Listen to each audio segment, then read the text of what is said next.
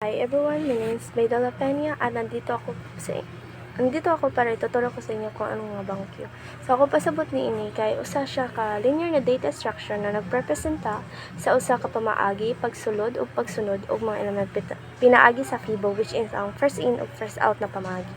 So natay usa ka what is Q sa usa ka pamaagi sa pag-organisa og impormasyon o matag diin diin ang unang sulod maong unang makakuha og giproseso. Sa realidad kini maisama sa pagpila sa mga tawo pagkuha sa ticket sa tren. Ang taong unang miabot makakuha og ticket una. Sa programming ug teknolohiya, ang queue gamit aron maorganisa ang proseso o impormasyon o mga request gigamit sa sistema ug maunang nisulod mao ang giproseso.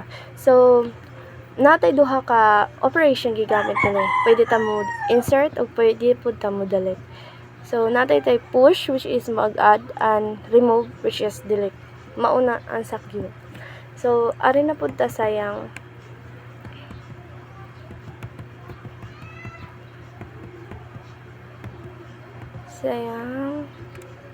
mag-import ta, which is diri na ta sa program ni ini. So, mag-import ta java.util which is mag-import ta sa queue interface mula sa java.util package. And queue ay isang uri ng koleksyon na nilalaman ng elemento na may espesyal na pagkasunod-sunod. Type na po import java.util.linklist. Ito yung pag-import sa linklist class mula sa java.util package ng linklist class ng isang implementation double links at the gate interfaces na magagamit ito para ma-implementa ang isang line. So, class main, ito yung pagdeklara sa dako na main class. So, public static void main, ito yung pagdeklara sa gamay na main method, ang pangunahing bahagi ng Java program. So, mauna na ang meaning sa iyang public static void main. I-declare ni mong gamay na main method. Then, pagkahuman ini, mag-type tag q numbers equals new linked list. Kaya linked list man natong taon sa q. So, kanina line, which is kaning di atong gi-type, more siya, ako pasabot ni ini, naglikha siya ng isang instance sa line na tinatawag na numbers gamit ang mga linked list class. Ang line ay nag-uri ng integers, ibig sabihin ito ay naglalaman ng mga integers object. Object. So, numbers, type tag numbers, point over 1, numbers, point over 2, and numbers, point over 3. So, pagsabot na ko ni ini, kanina line natong gi-type, say, kini nagbutang og mga integers value, 1 ug 2 ug 3 sa line na pinaagi sa paggamit sa offer method. And then, mag-display ta kahuman na itong type ni ini.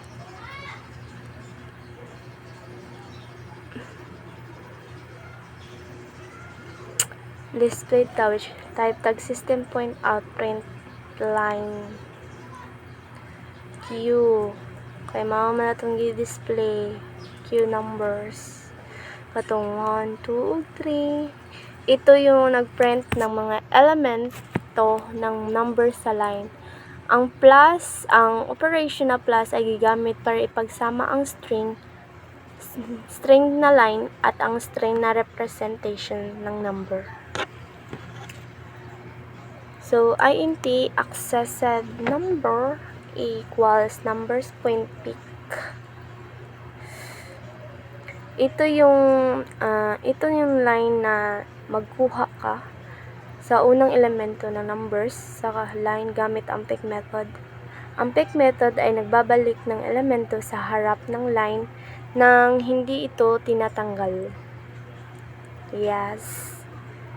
Okay. Marabog stay put ta siya. Magkuha ra siya, marag ibalik ra gyapon niya. Joke, dili marag di niya kuhaon gani, di niya i-remove. So, mao na kong pasabot. So mag-display na pud ta, which is system point print the line. So accessed elements i-display na to. So ito ang ito yung pag-print nato sa value sa accessed numbers variables na naglalaman ng unang elemento ng numbers sa queue. So ika-output na to ni ini mugawas din ng accessed elements kay di-display man nimo. So ari na pud ta sa line accessed number. So ari na pud ta sa int remove number equals numbers point pool. So ako pagsabot ni ini na kaning linya ha kung di types kay mura ganing na marsag tanggalo ng unang elemento ng number sa line gamit ang pull method. So ang pull method ay nagtatanggal at nagbabalik ng elemento sa harap ng queue. So i-display na to ang atong gi-remove elements and remove numbers. So kanina line ay ito yung sa kasabot naman tani kanang pag-display rata sa remove elements.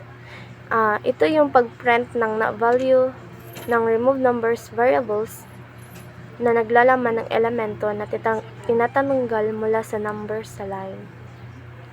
Queue mao ng line. So kahuman ini mag-as gihapon ta i-display na to ang update queue, which is naman tayo gikuhaan, naman tayo gi-remove. So ika-update na ini. So mao to mong gawas. So system point out print line update the queue plus the numbers. So ito yung pag-print ng element ng numbers sa line matapos tanggalin ang isang elemento.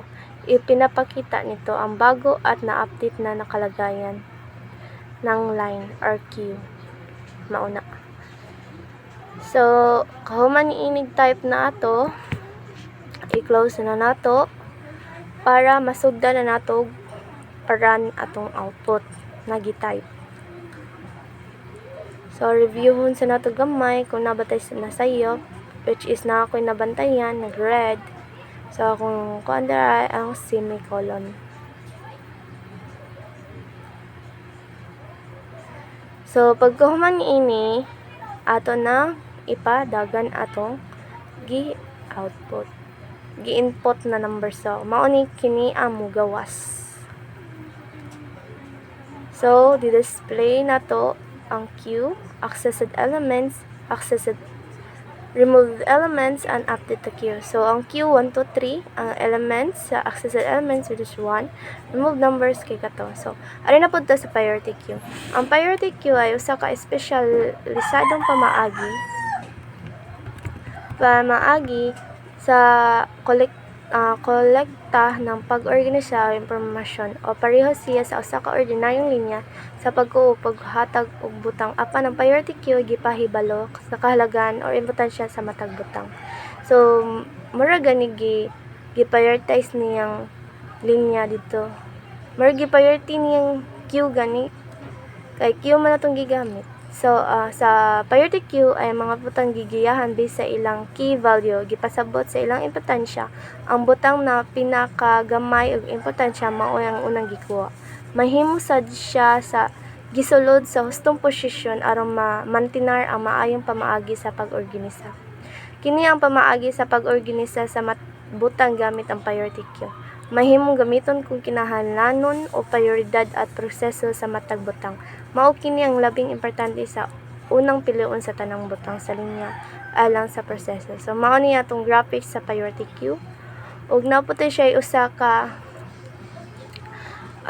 priority queue, which is ang atong gigamit na method nini di ko kita. So mao ning add, clear, consume, or unsa pa na dira. So mao nang gigamit sa priority queue. So ari na pud ta sa iyang program, which is type ta diri nagamit din ko Java Studio ani para madali ta sa atong code pag import. So import pang java.q and pag-import jud tag java.util priority queue. So akong pasabot ni ining duha kay mao ni ang mga imports sa mga kinahanglanon na libraries para sa queue ug ang priority queue. Tayo tag class main, which is kani mag-start ang class na main na dako. Naikahuman public static void main, mao ni siyang gamay na method, mao kini ang entry point sa atong program. Naman to namti ko ani. So ari na pud ta sa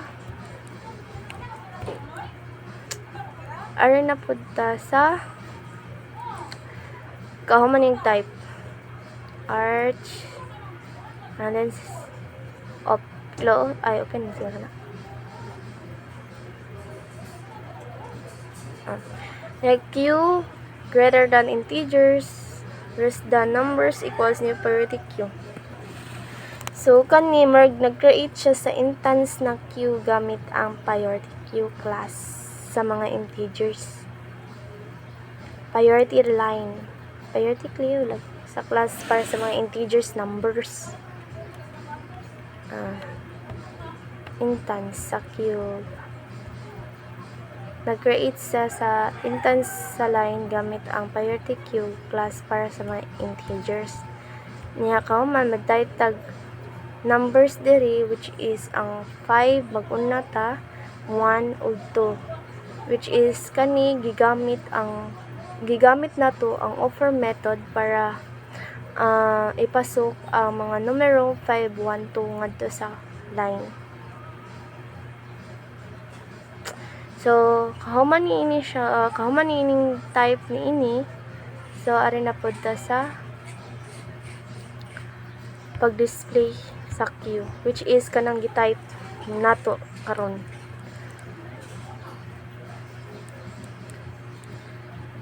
I-display na to system point up print line the queue plus the numbers, mo ni nag-display sa kantidad sa line gamit ang system point out print line. Pagkahuman ni ini manamatag display ari na pud ta sa pag-access sa unang elemento sa queue gamit ang pick method.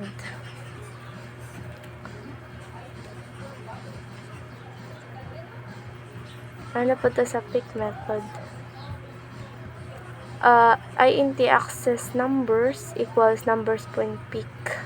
So ito yung ito ay nagkuha sa unang elemento na numbers queue gamit ang pick method. Ang pick method ay nagbabalik sa harap para tanggalin. Murag kuhaan ra gihapon siya, gihapon meaning pag katong queue gihapon. So nagamit og ng class. So, manamantag koan, ari na po sa display sa unang elemento ng ginagamit ang pick method. So, kuan na to, i-display na to ditong access elements dire sa pick method. Pagkahuman, int remove numbers.pull. Marag nagkuha o gibunot ang unang elemento sa queue gamit ang pull method. Adire pa dito sa access number, i-display pa mindi. Pagkahuman ni ining display sa atong elemento na gigamit ang pick method, ari na pud ta sa int remove number equals numbers.pull. Di na siya makita day, asa na to. So mao ni kini nagkuha og gibunot ang unang elemento sa queue gamit ang pull method. So kahuman i-display na tong remove elements lagi plus remove numbers.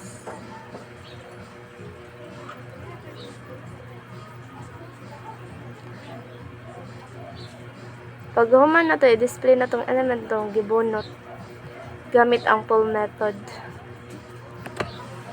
So mao to display tong remove elements, mao nang gi-type ni ina kay karon pa siya napakita kay parte niyang wajud siya napakita charing numbers.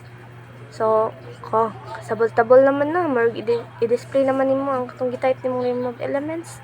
Dahil kahuman, i-display nimo update sa line, which is mag-ask kag kuan system point out print line, maingon ka para i-display nimong update sa queue human na to kuhaon atong element dito sa line, dito sa element sa queue.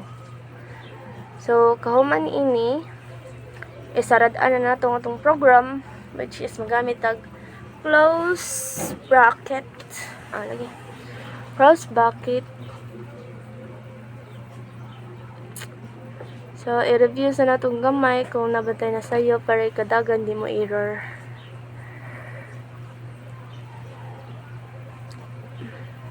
So, semicolon gihapon ang nakuanan.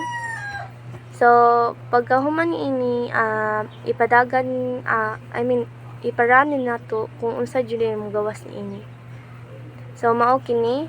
So, magawas iyang queue, kay una man ta nag-display sa queue, kahuman ang accessed elements, remove ng elements, update the queue. So, ang queue 152, elements kay 1 sa accessed, remove the elements 1, pag-update nato sa queue to 5 na. So, mao niya akong pagsabot dito sa priority queue. So, that's all. Thank you.